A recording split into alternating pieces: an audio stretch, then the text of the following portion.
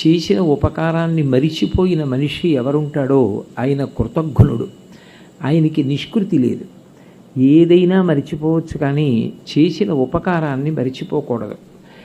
అందుకని భగవంతుడు చేసినటువంటి ఉపకారములు 1, 2 కాదు. అసలు శరీరము ఉన్నది, మనం ఉన్నాం అంటే ఇది భగవంతుడి చేత నిర్మింపబడినటువంటి శరీరం, ఆయన చేత పోషింపబడుతున్న శరీరం. ఊపిరి తీస్తున్నామంటే ఈశ్వరుడు వాయువుని సృష్టించాడు కాబట్టి.